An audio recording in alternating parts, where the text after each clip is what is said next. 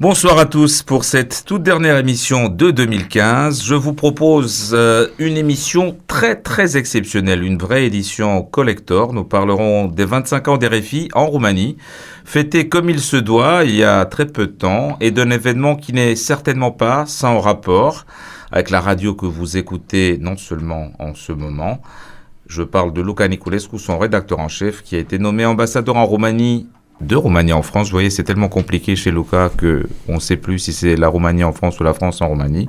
L'ambassadeur donc de Roumanie en France, Luca est à mes côtés, tout comme Cornelion, directeur des RFI. Et messieurs, ça ne nous rajeunit guère, mais il y a 25 ans, lors des débuts des RFI en Roumanie, vous étiez déjà là. Alors, comment est-ce que ça a commencé cette histoire ? Bonsoir, ça a commencé avec un billet que j'ai lu sur une des murs de la faculté d'électronique, qui était dans le même bâtiment à l'époque, je parle des années 90, avec la faculté du journalisme, qui disait que la fac cherche des étudiants volontaires qui sont prêts à participer pour lancer un projet. Il s'agissait en effet d'un projet de créer un radio-école entre RFI et la faculté d'électronique. Pourquoi la faculté d'électronique ? Parce que la faculté d'électronique et télécommunications avait un département des émetteurs, donc qui enseignait les étudiantes en ce qui concerne le son, l'émetteur des chaînes audio, comment ça se passe pour un studio d'enregistrement, etc. Donc on parle toujours de 90. C'était ça le nouveau métier pour nous à l'époque. Ça n'existait pas, ça m'a excité et je me suis dit pourquoi pas. Donc j'ai pris contact avec le professeur qui était en charge de ce projet-là. J'étais accompagné par quelques collègues, on était 6 ou 7 personnes que nous avons commencé cette aventure et c'est comme ça que ça a parti. Voilà. Ça, c'est de ton côté. Luca, toi, ça a été comment ? Moi, c'était beaucoup plus tard. C'était 2 ans plus tard. C'était en 92. J'étais étudiant à la faculté de journalisme qui était à côté du bâtiment où se trouvait Radio Delta, parce que c'est le nom de RFI Roumanie de l'époque, cette radio s'appelait Radio Delta. Donc le bâtiment de la fac était à côté du bâtiment de la radio. Toutes les deux se trouvaient dans l'ancienne académie communiste. Des sciences économiques. Voilà. Non, l'ancienne académie communiste Stéphane Gheorghiu. Pire. Voilà. Stéphane Gheorghiu, c'était l'école des cadres du parti. Voilà, c'était l'école de cadres du parti. Et moi, j'étais étudiant à la faculté de journalisme. Et on avait un professeur français qui s'appelait Marc Appel, un professeur qui venait de la EJ de Lille, et qui, à la fin de la première année, on devait faire un stage. Chacun d'entre nous devait faire un stage. Et il m'a dit, mais pourquoi tu ne vas pas voir, il y a une radio francophone qui vient d'être créée dans le bâtiment d'à côté, pourquoi tu ne feras pas à leur porte ? Il n'y avait pas vraiment de portable à l'époque et les téléphones ne marchaient pas tous les jours. Tu frappes à leur porte et tu dis que tu es intéressé de faire un stage. Donc j'ai fait comme ça. Ils m'ont dit qu'ils acceptaient des stagiaires. Et puis je me suis retrouvé un jour de juin 92 avec Cornel en face de moi. Que tu connaissais pas avant. Non, je connaissais pas. Il était rédacteur en chef ou chef des. Voilà. Directeur de programme, je crois. Voilà, directeur de programme. Je me rappelle plus ta nomination à l'époque et voilà, j'ai pas passé un test parce que j'étais un stage avec un autre collègue, mais je sais que on ne sait pas aimer tout de suite. Mais lui, je pense il peut parler plus. Oui, c'est vrai. Et je me rappelle très bien ça. Et j'ai souvent parlé avec Luca, on s'est amusé avec ça. On a eu beaucoup de confiance tous les deux.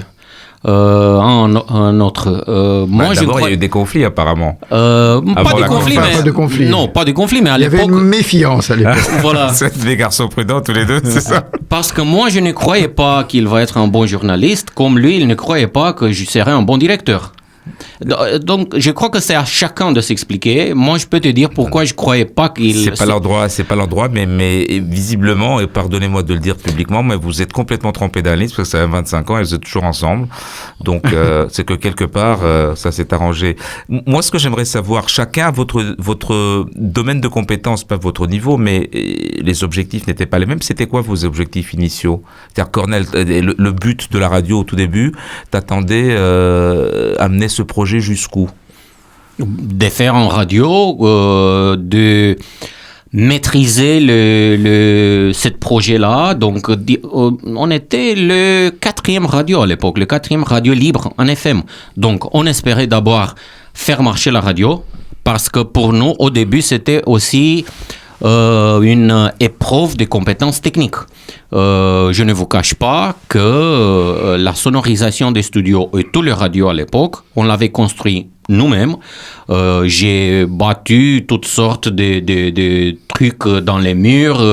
Je me rappelle très bien que j'étais à côté du Bouzeau pour apporter des matériels phono-absorbants, tout ça. Donc, au début, comme on était tous des étudiantes dans l'ingénierie du son, nous, on a pris ça très technique. Donc, la première année, je crois que j'étais contente que ça soit un bon studio du point de vue acoustique. Un outil qui marche. Un outil qui marche. Après ça, au fur et à mesure, surtout après les stages qu'on a fait à Paris, à RFI et tout ça, j'y croyais vraiment, comme je crois maintenant aussi d'ailleurs, je croyais vraiment que notre rôle, c'est d'enseigner et de donner aux autres. C'est ce que RFI nous a donné à nous. Donc de partager avec les autres notre savoir-faire qui commençait peu à peu à s'accumuler. Les RFI français, tu veux dire. Les RFI français, voilà. D'accord. Je regarde Luca avec la certitude que le côté technique, c'est pas ça du tout comme objectif pour lui. Donc toi, où est-ce que tu voulais aller? Pour moi, les choses sont simples. Moi, j'ai su que je voulais être journaliste, donc je voulais être journaliste. Et... Oui, mais ça, tu l'étais. Mais avec RFI, tu te voyais rester un quart de siècle à RFI, faire la carrière que tu as faite. En fait, je ne me posais pas vraiment beaucoup de questions. Je suis pas du genre à penser quel est mon plan dans 5 ans. Voilà, j'ai pris les choses comme elles venaient, c'était bien, puis c'était mieux, ensuite c'était parfait, donc... Et on n'avait ni l'âge pour se poser cette question, Luca. Je pense que peu de jeunes à 22 ans se posent des questions où ils se voient d'ici 25 ans. Oh, je sais pas, moi j'en connais quelques-uns qui ont des plans de carrière très longs. De carrière, oui. Ouais. Alors, j'aimerais que, pareil, là, chacun d'entre vous me donne deux ou trois étapes qui ont marqué l'évolution de cette radio, à vos yeux. Pour moi, le moment dans lequel j'ai commencé vraiment à penser que cette radio peut avoir une future brillante, c'était quand RFI a décidé de s'implanter à Roumanie, à travers plusieurs villes. Donc, c'était le mandat du président Cluzel. Tu vas peut-être expliquer, Cornel, pour nos téléspectateurs, pour nos auditeurs, en quoi ça consiste, les fréquences dans d'autres villes. Donc, un réseau régional qui n'existait pas. C'était Donc, au début, on était en radio-école, comme on disait. On était en radio-école, on diffusait un FM que sur Bucarest. Puis, peu à peu, la législation vient d'apparaître. La radio a reçu l'autorisation de fonctionner sur Bucarest en FM. Et à partir d'un certain moment, on devrait décider, RFI, la faculté devrait décider, c'est ce que ça va se passer avec cette radio qui ne pouvait pas continuer à fonctionner comme une sorte de laboratoire audio, un laboratoire radio dans les métiers de la radio. Et c'était le moment, la première page a été tournée quand RFI a décidé de s'impliquer, de filialiser cette radio, de reprendre cette radio. Ça, c'était une page. Une deuxième page importante, c'était quand RFI a décidé de s'implanter à travers la Roumanie, ça veut dire d'émettre aussi dans des autres villes en FM. Et c'était la période des années 2000, 98-2000. dans laquelle nous avons postulé pour des fréquences à Craiova, à Iași et à Cluj. Donc, on vient d'ouvrir des autres radios de fréquences dans ces 3 villes. Et en ce moment-là, on était tous conscients qu'on commence à nous développer et que déjà, on a un mot à dire au niveau urbain, au niveau des villes importantes de la Roumanie. Donc, on avait des projets de développement. On s'était implanté 2 années après aussi dans la capitale moldave, à Chișinău. Donc, peu à peu, on était en même temps, on grandissait avec la radio. Et aujourd'hui encore, donc le mois dernier, RFI a eu des nouvelles fréquences et ça c'est une belle victoire. Là, je te laisse l'annoncer une fois de plus, mais en français, je ne pense pas que c'est... Non, on ne l'a pas fait en français, donc on va l'annoncer en français. Tout à fait, il s'agit Par ceux qui se sont battus, ils sont allés défendre, tous les deux, vous êtes allés défendre le dossier devant les autorités, donc... Donc, il s'agit de 2 nouvelles fréquences, à Sibiu et à Timișoara, 2 villes très, très importantes pour nous, 2 grandes villes aussi. En ville comme Sibiu, où se passe énormément de choses du point de vue culturel. Timișoara aussi en vie avec importante et avec une activité économique et culturelle aussi très importante et riche, en vie dense là-bas. Et on espère, si toutes les choses s'enchaînent bien, que d'ici quelques mois, fin mars, peut-être début avril, on pourra offrir nos programmes en direct et en FM aussi à Sibiu et à Timișoara. Et Luca Niculescu, donc ça c'est les étapes fondamentales d'un journaliste qui démarre stagiaire et qui finit, ça on va pas dévoiler tout de suite, mais qui finit loin dans la même radio. L'appareil t'as pas planifié, mais quels sont les tournants? Tout d'abord d'être après notre première rencontre pour le stage, c'est le fait de m'avoir embauché quelques mois plus tard, parce que donc il m'a embauché, donc c'était une première étape de se faire embaucher. Et puis j'ai eu du bol pour mon premier reportage, parce que j'ai réussi un petit scoop. Donc j'ai eu de la chance, je suis tombé sur la bonne personne quand il fallait, donc ce qui a fait que j'ai été la personne j'ai été le journaliste qui a été embauché, parce qu'il y avait plusieurs qui étaient un lice, parce qu'il faut avoir de la chance. Les autres, je pense qu'ils étaient... ça fait partie du talent, la chance. Qu'ils étaient bons, mais voilà. Et puis, je suis parti une année, au milieu des années 90, je suis parti une année faire un master en 2 SS en France en journalisme européen, et ça a représenté... voilà, un éloignement, mais puis je suis revenu et encore une fois ils m'ont repris, donc ça n'a pas été voilà, ils voulaient pas se débarrasser de moi. Et puis comme disait Cornel, ce sont à peu près les mêmes étapes. Quand la radio est devenue une filiale de RFI, l'équipe s'est agrandie également, donc le fait de pouvoir travailler avec plus de journalistes, de pouvoir mieux les payer, de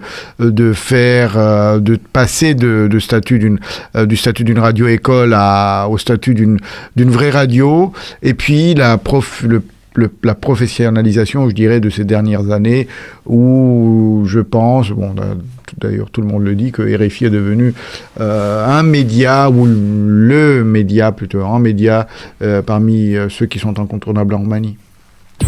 La Roumanie, en français s'il vous plaît. Avec Luca Niculescu et Cornel Ion, le tandem qui dirige RFI, avec, disons-le, Ina Dumitrache aussi, ne l'oublions pas, qui devait être là, mais qui est malade, et donc c'est juste une petite grippe, vous inquiétez pas. Mais c'était les mêmes qui étaient là il y a 25 ans également. Tu avais amorcé ma question un peu, Luca, ça ne m'étonnerait pas. Ça ne m'étonne pas de toi. C'est RFI maintenant par rapport au reste du paysage médiatique roumain. Qu'est-ce qui fait ce plus dont tu parlais tout à l'heure du média, c'est le web aussi, naturellement. Donc... Oui, la singularité des RFI dans le paysage roumain. Attention, il va falloir être très diplomate.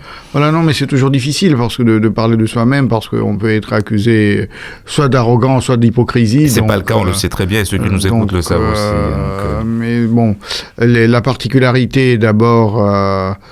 c'est lié à son statut, c'est un média qui appartient aux 2 cultures, aux 2 civilisations. Nous sommes une radio française mais d'expression roumaine, donc là c'est un statut différent. Je pense il n'y a plus vraiment d'autres médias. Avant il y avait d'autres médias qui étaient comme ça, comme la BBC, comme la Deutsche Welle, mais la Deutsche Welle a quand même beaucoup restreint son espace ici, sa présence ici, et la BBC a arrêté. Et puis... Je peux t'arrêter juste une seconde, parce que là, on va faire une parenthèse, mais qui me paraît très importante, et là, je veux l'analyse du journaliste. Là, comment tu expliques c'est une démission politique, finalement, on peut dire, non? Cette espèce de retrait de la BBC et de la Deutsche Welle, alors que la France, on fait pas cocorico au micro ici, et puis ça ne ressent pas souvent. Mais là, c'est juste une option très différente prise par la France. Est-ce que tu vois les choses comme ça? Oui, il y a le contexte général et puis le contexte particulier. Le contexte général, c'est que ces médias, je ne suis pas dans leur tête, mais ces médias ont dû se dire d'un côté, la Roumanie est un pays européen, donc ils n'ont plus besoin de la voix éclairée qui viennent de l'étranger pour leur montrer la voie, et d'autre part, pour une raison plus pragmatique, c'est qu'elles avaient des raisons, ces médias avaient besoin d'argent pour l'investir ailleurs, comme la BBC avec tout le monde arabe.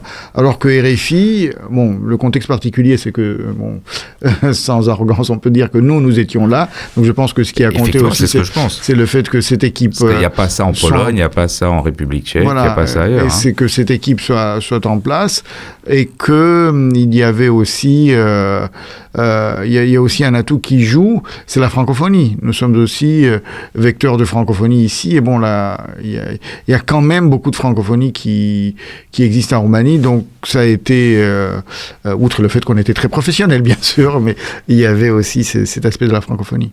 Les liens avec vos collègues roumains sont de quelle nature? Comment ça se passe, là, le fonctionnement? Comment est-ce que la presse roumaine vous regarde? Je pense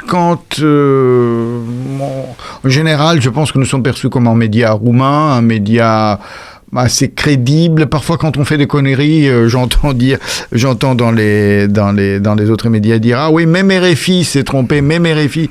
Donc c'est moins grave, on a une excuse. Voilà. Donc je pense que ils nous perçoivent quand même comme une radio crédible et honnête, et un média assez sérieux, ce qui, encore une fois, en Roumanie, c'est pas toujours le cas.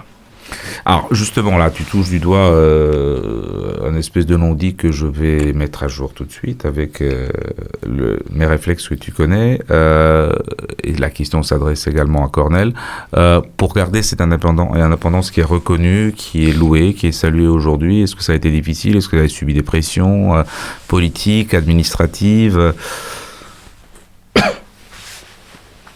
Je laisse Lucas d'abord, comme c'est le patron de l'info, et c'est peut-être ici... Non, mais peut-être que vous les deux, je ne sais pas. Moi, je pose la question qui est une question qui est naturelle. On se connaît, je connais la réponse, mais ceux qui nous écoutent la connaissent pas. Mais c'est une question que tout le monde peut se poser ici, quel que soit le média, donc elle n'a rien d'infamant. On a, je ne sais pas, Cornel peut-être va nous faire une révélation, peut-être il reçoit de coups de fil... tous les jours. Tous les jours. Non, ce n'était pas le cas. Mais... en général, non. En général, les rapports sont corrects. Bien sûr, quand tu publies une information qui dérange quelqu'un, la personne en cause peut t'appeler pour te donner, voilà, son avis, sa critique, mais en général, avant de publier quelque chose sur quelqu'un, on l'interroge nous avant, donc il a l'occasion de s'exprimer. Mais oui, quelquefois, il y a des cas où des hommes politiques peuvent appeler, mais ça se passe partout, dans tous les médias du monde, je pense. Voilà. De mon côté, les seuls moments dans lesquels j'étais appelé disons, par des gens, c'était plutôt pour parler à l'antenne, pour parler avec Lucas, pour s'exprimer à la radio. Donc, et ça, je trouve plutôt bon.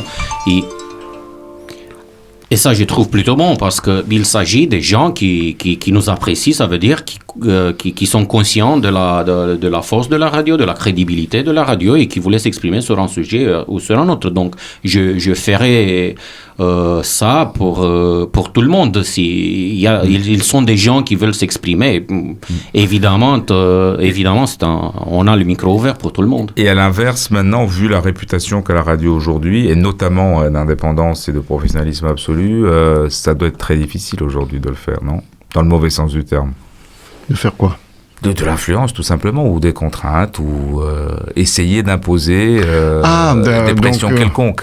Oui, peut-être. En fait, je pense. Donc là, c'est un peu tard, c'est ça que je veux dire. Oui, ça dépend aussi Nicolas, des moments politiques. Par exemple, en 2012, je pense qu'on était tout aussi crédible, mais 2012 a été une année assez dure d'un point de vue politique.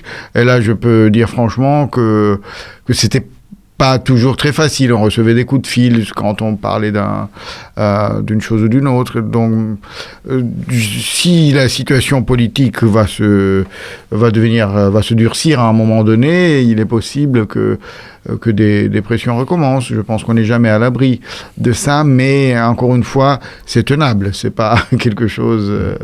Et quand il y a quelque chose un peu plus délicat, on peut toujours faire appel à nos collègues de Paris pour un conseil, pour un support supplémentaire, pour dire, voilà, on a publié ça, tel ministre n'est pas content, parce qu'il y a aussi cette menace de temps en temps, on va se plaindre auprès de vos chefs de Paris.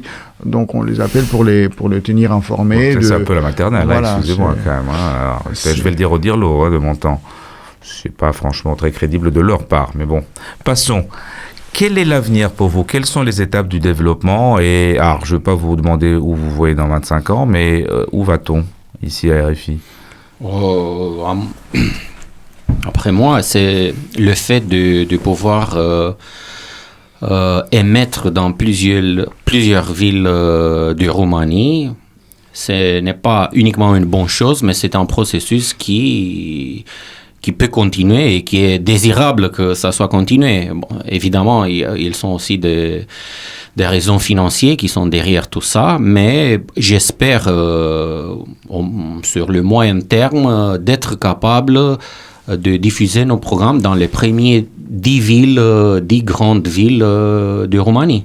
Donc, en ce moment-là, on peut dire qu'on a une vraie couverture nationale urbaine et donc qu'on peut mettre sans fausse modestie les bons programmes de RFI, on peut les diffuser quasiment dans toutes les grandes villes importantes de Roumanie. Et je crois que de plus en plus l'auditeur est intéressé de c'est ce qui se passe aussi à côté de nous, parce que comme Luca disait tout à l'heure, quelle est la différence entre nous et l'autre média? Je crois que même le fait d'appartenir à un grand groupe média international, Radio France Internationale, donne aussi la vision que nous on a. C'est une vision d'ouverture. On est la filiale d'un radio d'actualité internationale. Et dans ce monde qui change d'un jour à l'autre, dans ce monde globalisé, mais qui devient de plus en plus dur, de plus en plus compliqué, les gens sont conscients aussi qu'on est dépendante ici à Bucarest, à Sibiu ou à Timișoara, en Roumanie, pour élargir le cercle de ce qui se passe à Bruxelles, de ce qui se passe à Paris, de ce qui se passe ailleurs. Donc, ils sont de plus en plus intéressés de se mettre en rapport avec l'international, de comprendre ce qui se passe ici à côté de nous par rapport à ce qui se passe à l'international. Et j'y pense que RFI a un savoir-faire et des moyens pour faire ça. Luca, d'un point de vue éditorial, plus large, Cornel a amorcé largement la question, mais tu vois comment l'évolution, et même celle même du métier de journaliste, qui, par rapport à il y a un quart de siècle, c'est horrible ce vocable, il est terrible là, quand tu as été acteur à chaque bout de l'histoire, le métier n'a plus rien à voir pratiquement. Si. Pas sur l'essence, sur la forme, pardon. On fait toujours, à la radio, on fait toujours sur l'essence, oui, non, mais sur la forme, sur la rapidité, sur le traitement de l'info, bien sûr. Oui, c'est sûr, il y a un autre environnement, environnement, et il y a beaucoup de défis en face de nous. En fait, je ne sais pas, honnêtement, comment ça va être dans 25 ans. Et je pense que celui qui peut le dire aujourd'hui, il est soit un voyant, soit un menteur, soit quelqu'un de très arrogant. Parce que imaginons que la presse, il y a 5 ans, n'était pas ce qu'elle était aujourd'hui. Il y a 5 ans, on avait à peine des réseaux sociaux comme Twitter ou comme Facebook, et qui jouent aujourd'hui un rôle tellement importants dans la diffusion des médias, des news, et qui représentent aujourd'hui un concurrent pour les médias d'information. Donc, je pense toujours que la radio va continuer à exister, mais elle va devoir sans doute à un moment donné changer, évoluer, et on va voir comment ça va se passer. Peut-être on va avoir des techniques dont on n'imagine même pas aujourd'hui, Oui, dont l'existence me paraît impossible. Alors, j'ai un petit questionnaire, là, vous connaissez en fin d'émission, pour les non-roumanophones. Alors, mais je vais le faire avec vous, adapté, là, quelle est votre image RFI? Tout le questionnaire va être RFI. C'est quoi une image RFI que vous avez en tête tous les deux? Allez. Personne ne connaît un RFI. Pour toi, Cornel, c'est quoi? C'est une équipe. Donc le premier mot qui me vient dans l'esprit, c'est une équipe. Et je pense que ça a beaucoup aidé dans l'évolution de la radio et dans la professionnalisation de la radio, cet esprit d'équipe. Luca? Il y a une copine qui me dit souvent ça. Vous êtes la petite maison joyeuse dans le milieu méchant de la presse roumaine. Et je pense que c'est ça. Un regret quand même, RFI? Non, j'ai pas de regret. De ne pas avoir été depuis plus longtemps plus présent dans tout le pays. Un espoir, RFI? Oui, l'espoir, comme je disais, de pouvoir s'offrir, grâce à nos programmes, à plus de gens, d'avoir beaucoup plus d'auditeurs et d'être à la hauteur de nos auditeurs. La même chose, faire ce qu'on fait déjà et en mieux, si possible, bien sûr que c'est possible, mais voilà, tenir, c'est de réussir de résister tel qu'on est, parce que je pense sur le fond, pas sur la forme, parce que comme tu disais, la forme peut évoluer plus vite, mais de rester bien et de traiter l'information de la manière dont on la traite aujourd'hui. Bucarest, en français s'il vous plaît. Avec l'équipe dirigeante d'RFI pour les 25 ans de la maison Cornelion et Luca Niculescu. Luca, qui à partir du mois de janvier, Luca, on va pouvoir t'appeler Votre Excellence. Ta nomination qui est en cours, techniquement, comme ambassadeur de Roumanie en France, a été saluée par la plupart des observateurs de la scène publique roumaine. Si tu en es là aujourd'hui, c'est aussi bien sûr grâce à RFI, à tes émissions télé sur Manet Channel, Digi24, la TVR. Ma question de confrère à confrère est comment tu vas appréhender cette nouvelle mission? Là, je vais être très bref parce que c'est quelque chose qui n'est pas encore officiel. Il n'y a pas de nomination faite dans les règles. Dans les règles, pour l'instant, je pense que par les autorités. Il y a juste des articles de presse qui, c'est vrai, ont été confirmés par l'administration. Donc, je peux un peu parler, mais il y a encore beaucoup de procédures à passer avant que cela ne se passe. Donc, mais on ne pouvait pas ne pas aborder le sujet. Oui, bien sûr, mais je ne peux pas... c'est normal que tu aies ces précautions-là qui sont journalistiques avant d'être diplomatiques. Voilà, tant que ce n'est pas fait, ce n'est pas fait. Donc, s'il y a la nomination, il y aura une audition devant les commissions parlementaires de politique étrangère qui n'est pas... C'est pas quelque chose gagné d'avance. Il y a des gens qui n'ont pas passé ces auditions. Qui ont été retoqués, on en connaît, même très récemment. Et puis, il y a un agrément de la part des autorités françaises, et puis l'installation. Donc, je peux dire que mon choix est fait, que, comme disait quelqu'un, j'ai un œil qui brille et un œil qui pleure, donc c'est pas facile. Avec Cornel, on est là depuis plus de 20 ans, lui depuis 25, moi depuis 23, c'est quand même, je m'identifie à cette radio. J'ai pas de sentiment j'ai pas de mots assez forts pour exprimer ce que je ressens en quittant cette radio, si cela va se passer. Donc c'est au-delà de ce qu'on peut dire. Et on va faire. Je pourrais dire comment j'appréhende une fois que je suis là-bas, mais c'est un mélange d'espoir et d'un peu d'angoisse, parce que c'est quand même ça va être quelque chose de très très nouveau. Et puis en même temps, je trouve que même si je change d'activité, je garde le domaine, parce que c'est toujours dans la relation franco-roumaine, roumano-française, que cette activité va se dérouler. Mais encore une fois, je ne vais pas parler plus tant que ce n'est pas On va garder le conditionnel. Cornel, tu veux Tant que je me permets encore de compléter Lucas, encore une période, j'y pense que la radio va perdre une personnalité, mais ça sera la Roumanie qui va gagner une. Et la France. C'est le dialogue franco-roumain. Voilà. Alors, ça, c'était la partie journalistique. Je me permets, Lucas, parce qu'on a beaucoup d'amis qui nous écoutent, et des amis de la radio dans le sens très large du terme, et donc une question d'amis à amis. Je sais, et puis c'est de notoriété publique, on t'a proposé beaucoup d'autres fonctions officielles que tu as refusées. Celle-là, par contre, il y en avait une que tu pouvais pas refuser, c'est celle-là. Pour toi-même d'abord peut-être, et pardonne, je sais que tu es quelqu'un de pudique, de toucher peut-être une corde personnelle, mais là encore je me devais de le dire aujourd'hui et pour la dernière fois. Encore une fois, je ne vais pas faire de commentaires supplémentaires. On va en parler si ça sera fait, quand ça sera fait. Oui, j'ai accepté. J'ai dit oui, mais on verra quand ce sera fait. Bon, on va prendre un petit pari là. Le premier ambassadeur d'après la Révolution à Paris a été nommé en 90. La première interview, il avait faite au micro d'RFI, de Radio France Internationale, avec votre serviteur. Il s'appelait Alexandre Palelog. J'aimerais une petite réponse 25 ans après du nouvel ambassadeur à Paris, en exclusivité à RFI, au mois de janvier. C'est sûr que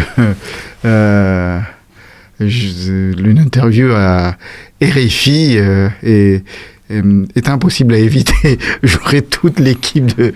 Déjà la réponse du bon diplôme. C'est parfait.